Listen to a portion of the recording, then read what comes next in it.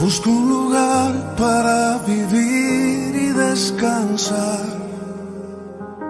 donde no hace falta ni llamar. Un saludo y bienvenidos a todos aquellos que siguen Pan de Vida.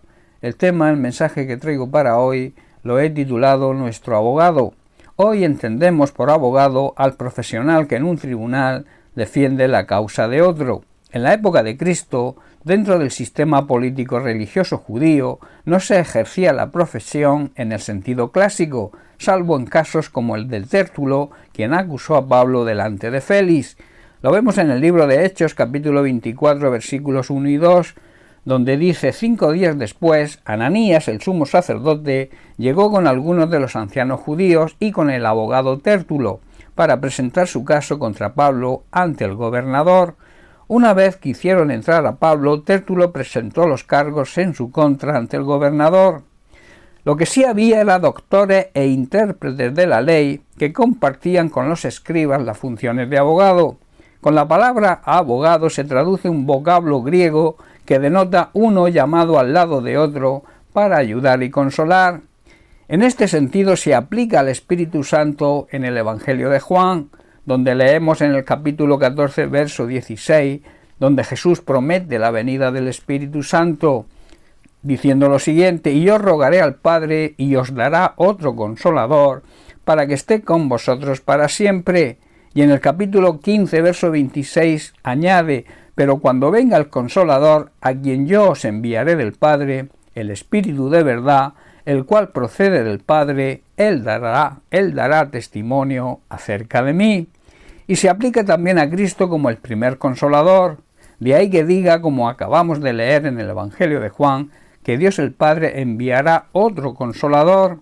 En la primera carta de Juan, capítulo 2, versículo 1 y 2, el apóstol Juan presenta a Jesús como el abogado que viene en nuestro rescate, diciendo lo siguiente: hijitos míos, estas cosas os escribo para que no pequéis, y si alguno hubiere pecado, abogado tenemos para con el Padre a Jesucristo el justo, y Él es la propiciación, o sea, el rescate por nuestros pecados, y no solamente por los nuestros, sino también por los de todo el mundo. Y en la carta a los Romanos, capítulo 8, versículo 34, Pablo muestra a Jesús como nuestro abogado intercesor y pregunta: ¿quién es el que condenará? Cristo es el que murió, más aún el que también resucitó, el que además está a la diestra de Dios, el que también intercede por nosotros.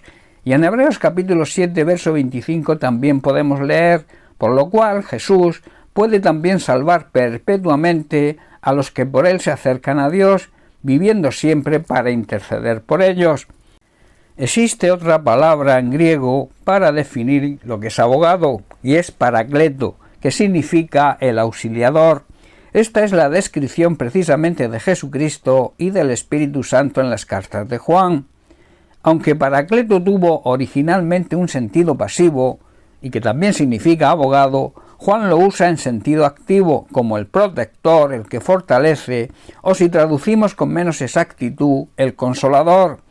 En la primera carta de Juan, capítulo 2, verso 1, al igual que Pablo en la carta a los Romanos y en el libro de Hebreos, pasajes que leímos antes, se presenta la palabra parakleto, la cual describe a Jesucristo con una acepción particular, la de intercesor. Cristo establece una nueva relación entre su pueblo, su iglesia y Dios, rogando por nosotros y representándonos ante el trono divino. En Hebreos capítulo 7, versículos 26 al 28 leemos: Él, Jesucristo, es la clase de sumo sacerdote que necesitamos, porque es santo y no tiene culpa ni mancha de pecado. Él ha sido apartado de los pecadores y se le ha dado el lugar de más alto honor en el cielo. A diferencia de los demás sumos sacerdotes, no tiene necesidad de ofrecer sacrificios cada día. Ellos los ofrecían primero por sus propios pecados y luego por los del pueblo. Sin embargo, Jesús lo hizo una vez y para siempre, cuando se ofreció a sí mismo como sacrificio por los pecados del pueblo.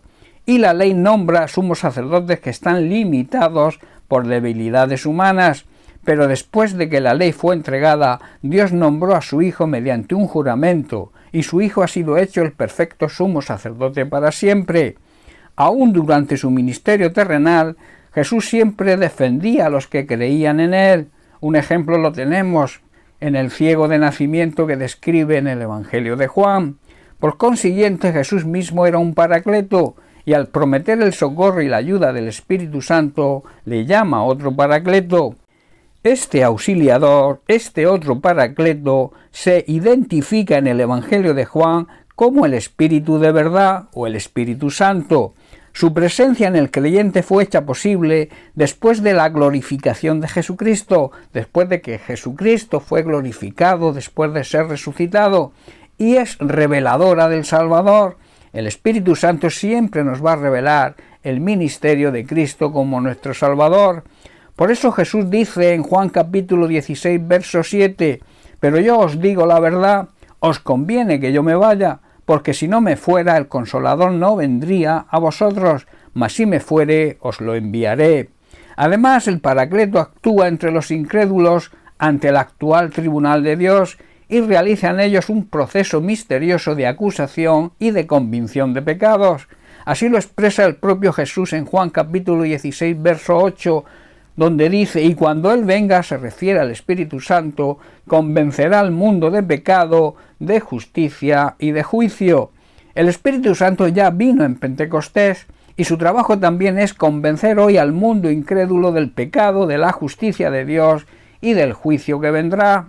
Os recuerdo las palabras del autor de Hebreos, capítulo 7, verso 25. Dice así, «Por lo cual Jesucristo puede también salvar perpetuamente a los que por él se acercan a Dios, viviendo siempre para interceder por ellos». Tenemos, por tanto, al Espíritu Santo que actúa como nuestro paracleto, nuestro abogado defensor, que nos consuela, nos ayuda y nos guía. Y tenemos también al primer Consolador, a Jesucristo, ejerciendo como intercesor su ministerio actual. Otro significado de paracleto, ante Dios el Padre. Al sentirnos protegidos por el Espíritu Santo, sabiendo que nos defiende, y al saber que Jesucristo actúa como nuestro intercesor ante el trono de Dios el Padre, nos sentimos seguros y tenemos paz interior. Bien, pues hasta aquí el mensaje de hoy. Que Dios te bendiga. Un abrazo.